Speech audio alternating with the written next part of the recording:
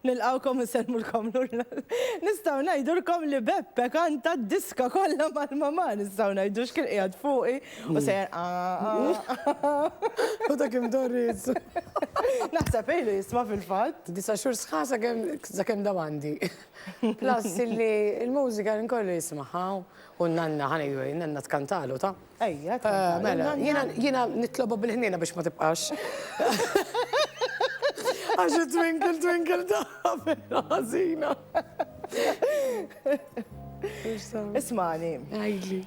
L-għanet proset ta' dik l-interpretazzjoni. Grazzi dik hija song li inti taf għalija għal-qalbi ħafna ġik dedika tal-mommi tiegħi.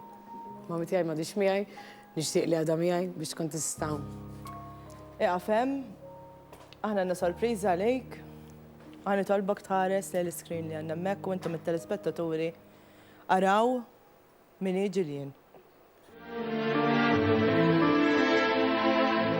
Fil-ġurnata kisħa tal-ħamis 3 ta' frar tas-sena 1983 twildet Ġilien, tifla li kulħadd tant kien qed jistenna. Ġilien ġabet magħha ferħ kbir, kienet il-mimmi ta' omma, missiera u anke n-nanniet li naturalment għadhom iħobbu lil Ġilien sal-lum.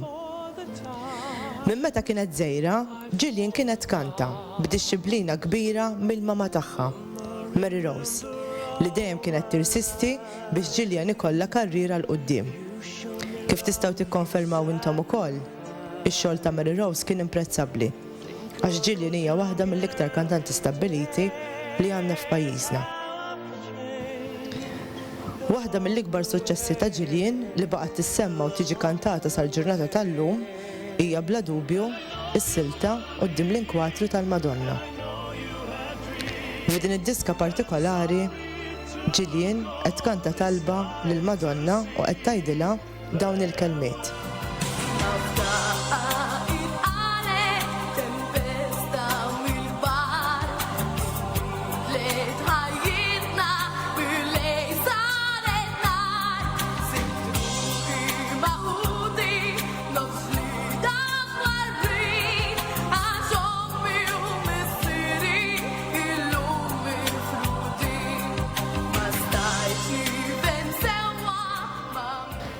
Dak iż-żmien Ġilien kellha bej wieħed u ieħor 8 snin. U żgur li ma kienitx taf għalkemm ma kienx qed titkellem fuq l-istess firda li propju ftit ta' snin wara kellha tgħaddi minn esperjenza li bidlet ilha ħajjitha. Fil-21 ta' Awwissu 1994, Mary Rose, om Ġilien, ħallit din id-dinja fl-età tenera ta' 29 sena.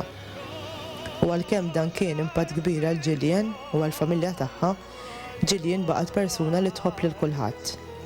Tagħti minn dak li għandha u tasal biex tagħti anke minn dak li m'għandix. Minn hawnhekk xtaqna nsellmu l-memorja ta' Mary Rose. Mary Rose, għalkemm int m'għadekx magħna fil-ġisem, għadek magħna fir-ruħ u l-preżenza tiegħek tinħass il-ħin kollu. F'isem Ġilien, għalkemm Ġilien ma kienetx taf din is-sorpriża, ngħidulek grazzi kemm tieħu ħsiebha anke sal-ġurnata tal-lum. U ta' kemm qed iżżomm ħarstek fuq in-neputi tiegħek. Beppe, li żgur tħobbu b'qalbek kollha. Illum Ġilien għandha kważi 29 sena.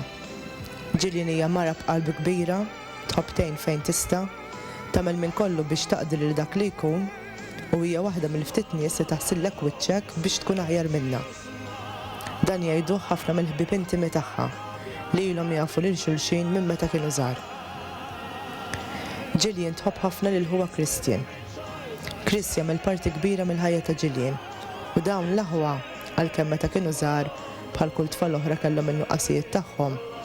Illum il-ġurnata huma aħwa inseparabbli li jagħmlu kollox għal xulxin. In-Nanna Marija u n-Nannu Ġiljan huma parti kbira ħafna mill-ħajja ta' Ġilien għax huma kienu hemm għaliha sa minn meta kienet żgħira u għalihom Ġilien u huwa Kristjan qishom it-tfal tagħhom. For all those times you stood by me, for all the truth that you made me see. Is-sena l-oħra, propju fis-26 ta' Settembru, Ġilien saret mama, twieled Beppe, u miegħu ġab ħafna ferħ u ħafna mħabba. Beppe huwa d-dinja ta' Ġilien, U għalkemm għadu żgħir diġà jaf eżatt min jommu u x'lesta li tagħmel għalih. Gillian tħobb il-bina b'imħabba indeskrivibbli u spiss tgħid li Beppe huwa n-nifs ta' kull filgħodu, ix-xemx wara dlam, l-ilma fid-deżert. U dak kollu li qatt xtaqet. Għalkemm Gillian taħdem ħafna u għandha madwar 35 student li jitalmu l-kant għandha, nies tal-familja jgħidulna li Gillian hija l-mama perfetta u tħobb lill-bina b'imħabba bla qis. Gillian, dawn huma ftit versi li kitbitlek ħabiba tiegħek u xtaqitni naqrom biex tismagħhom inti wkoll. Strumming my pain with his fingers, singing my life. Minn hawn nixtieq ngħidlek grazzi ta' dak kollu li għamilt miegħu f'dawn l-20 sena li ilni nafek. Ta' kemm il-darba kont se naqgħu żammejtni u anka ta' kemm waqajt u ġbartni. Aħna konna dejjem hemm għal xulxin. Inti l-memorja ta' tfuliti u dak kollu li nos meta niftakar fi żmien fejn jien kont iżgħar. Insomma, tnejn konni żgħar.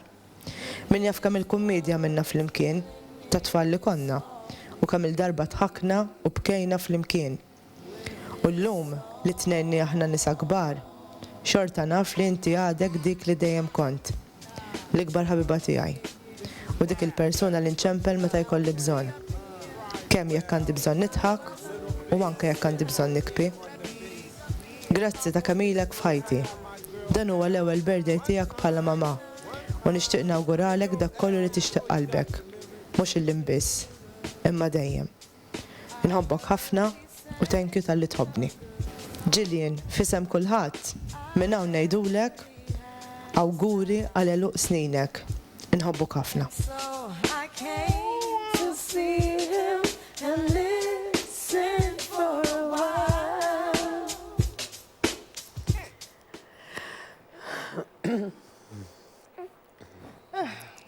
Kont għadni kif għajt l-maestro Dominik Galek, li tista' li Killing Me Softly, please. U jemmi warek dejt namillu. Isma. Ma se għana għilek nirċivi regali zbi fajti ta' u ġifejti ġifiri. Ma dan għasafet minn l-izba. Thank you. Kienet ċaħġa kollettiva ġifiri, dinja sorpriza fil-fat jena għal-kem naf il-talenti zbiħ tijak, għal-kem naf dak kollu li tamel ma l-studenti tijak. Inti dal-waqt għandek il-birthday, xtaqt niddiskuti miegħek. Ok. Għanna l-best friend tal-mami għawnek. Tkellimna ħafna fuq il-mama. Waqt li qed naħdmu dan il-programm, anke l-lum xinġejta għek, per eżempju, kien hemm inqallil minn għandek il-lum guest, għattilhom lil Gillian. Kien hemm Josette, kien hemm Doreen, kien hemm numru diversi ta' nies, Karl dal-għodu. U kulħadd jgħidli tiftakar l-omma. U kienet xi ħaġa li ma kontx ħansemmiha biex inkun onesta, ma rridx li nagħmillek id-dwejjaq, però l-mamma hija bitfer. Nsemmija, ma niddejjaq qatt. Il-bikini nibki għalija u daqs kem nimmissja u daqs kem nħobba ġifiri. Għalija qatt ma nista' nħares li id-dmuħ li jinżel minn għajnejja bħala meta nsemmija bħala dwejja. Jiena dik fer f'ħajti. Il-mammi naf fiċ-ċert daqs kem naf li qedaw li żgur qed ħares lejk illum il-ġurnata bħala om. Ninsab ċerta li Tajjet miegħi kieku tgħidli għalfejn bdilt ħafna affarijiet mill-ġisem tiegħek u tgħidli ma ħallejthom kif ħallejtek jien. U tkun strict fuqi u toħodli l-baby Beppe biex toħod żommu kieku. Imma mxur li qed tarak naħseb il-mami tiegħek f'dan l-istage tal-ħajja tiegħek. Naħseb vera proud big Jill fl-aħħar mill-aħħar għax kulħadd jgħidli pereżempju di nbidlet, saret nbidlet, I mean bħala model figure qed nitkellem issa. U il-memorja tal-mammi tiegħek kienet xi ħaġa li kulħadd jara lil ommok fik illum il-ġurnata. Ġifieri qed ngħidlek inti ma kontx taf b'din is-sorpriża, però qed nitkellem pereżempju ma' Brian, bdejt nitkellem ma' ħafna nies li jiftakru għal il-mama. U kulħadd jgħidli l-istess Madonna propji saret, Madonna propji. Illum saru jgħidu li spiss. Probabbli anke li fiżikament kemm il-mama imdilt ħafna nixbaħ lila. Il-karattru tiegħi għandu ħafna minn tagħha.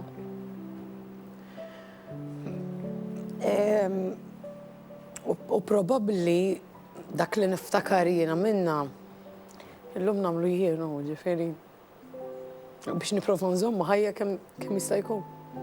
Għax u l-ikbar guilt li feeling huwa meta tixtieq tkun taf jekk if she is proud of me. And I think she is. I hope so. Because I'm doing my very best to make her proud. Ħana id-dak jina jkolli ħafna nies fil-program li jkunu tilfu xaħat li jkunu għazis għalihom. U dejjem nispiċċaw nikkonkludu meta jidħlu persuni li m'għadhomx magħna. Bl-istess ħaġa li għalkemm il-bniedem bħal matt ukoll fil-feature li għalkemm il-bniedem ma taraħx fil-ġisem, forsi ma tistax iċċemplilha, ma tistax tmur ħdejha, ma tistax tannaqa, nafret immissja dan il-kuntatt. Però fl-aħħar mill-aħħar taf li għandek riċat mis-sema li taħarsek il-ħin kollu. Naħseb li l-mama tiegħek hija waħda minnhom fl-aħħar mill-aħħar. Ħanilek kieku ma kienx li ħadet ħsieb minn fejn qiegħda ma rridx insemmi post u x'inhu. Ma naħsibx li qiegħda bil-qiegħda llum ta'. Għaliex meta tgħaddi minn fażijiet differenti, ġifieri mhux qed ngħid li huma ħażin, ma jiena bħal kull teenager oħra kont rebelluża ħafna wara l-mewt tal-mammi tiegħi. Nemmen li kienet hemm miegħi fl-ispirtu żgur għax illum kieku mhux qiegħda hawnhekk. I truly believe that. Le, u naħseb li għandek kull raġun u permessa dan il-programm anke forsi għal Anna Marija u Anna Ġuljan. Xtaqt infakkar il-memorja ta' Mary Rose fil-fatt, għax naf kemm tħobbu għal il-Ġuljan u naf u nselmilkom il ħafna ma narakom u nispera li m'għandux ma narakom fil. U nannu llum sar jgħidli li Beppe ħaposti. Iva. U jiena nibqa' nsaqsih kull jum għadni, imma xorta dek tħobbni nan. Jgħidli ma Beppe ħadlek postok issa. Oh, qed jikkomplejnja. Għajdu hello nannu. Okay. Beppe li tiġbed l-attenzjoni qed jgħidin nisma' jien qiegħed hawn ukoll. Hekk jagħmel. Jixtieq jaqsam dal-ferħ miegħek għax inta lina tiswa mitqlu dek.